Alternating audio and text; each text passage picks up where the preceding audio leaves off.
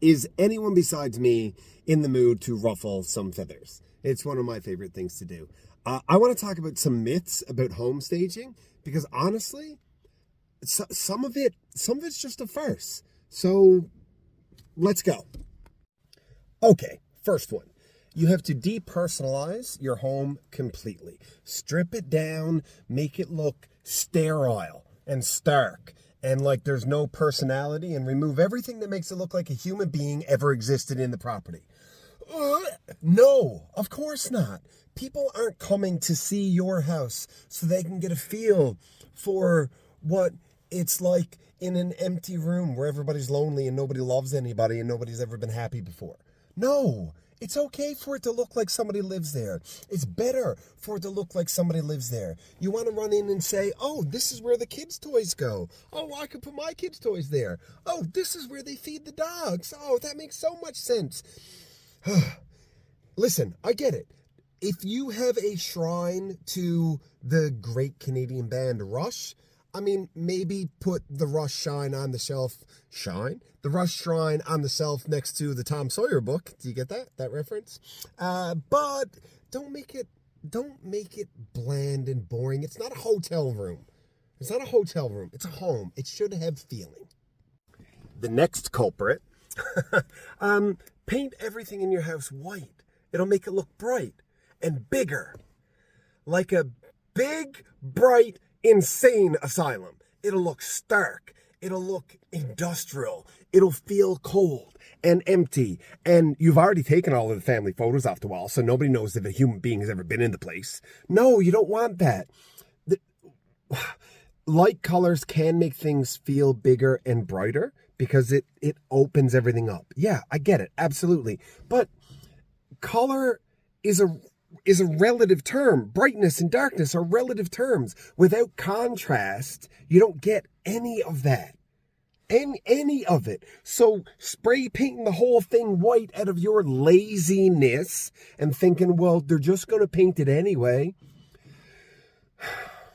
Just do the work. Do the work. You're not trying to sell the padded room.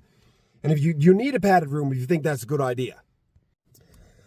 Okay, so we also have sellers who think, no, well, we'll wait till we move out and then we'll sell it. We'll sell it empty. We'll sell it with all the furniture out so that they'll be able to see how to use the space and they'll be able to visualize their furniture there. Because no, they won't. They won't visualize their furniture there because they're not that imaginative.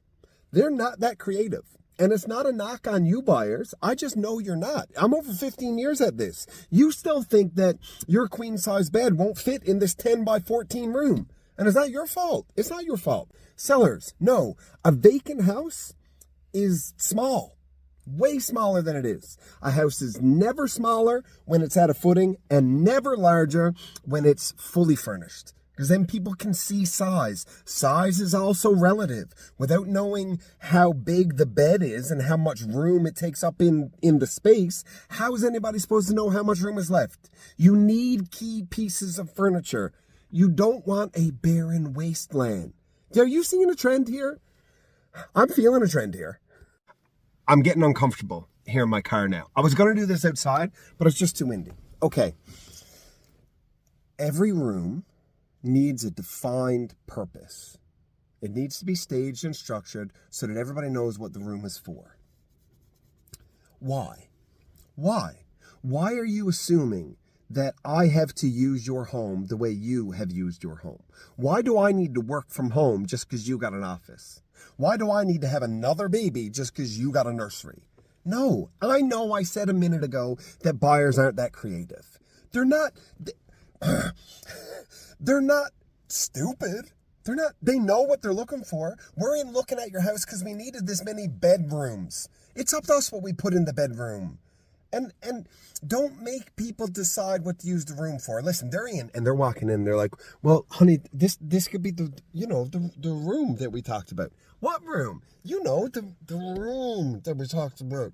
What room? Oh, the room.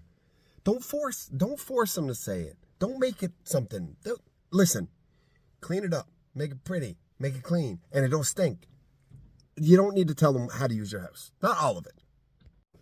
I have like 3 or 4 more myths, but I feel like I don't need to do them all just because I'm getting fired up and this is already going to be too long. So here's the bottom line. Staging is not about making your home look like a soulless magazine spread. It's about providing an opportunity for potential buyers to connect with the space in a way that they can feel what it would be like to live there. That's what staging is for. So they can feel connected to the space. Tell a story about a family that happily lives there. That's what you're looking to do. Not every bit of staging or prepping your home for sale is supposed to make it look like a photo shoot from some hoity-toity fancy pants magazine in some place that I've never heard of, or more importantly, probably don't care about.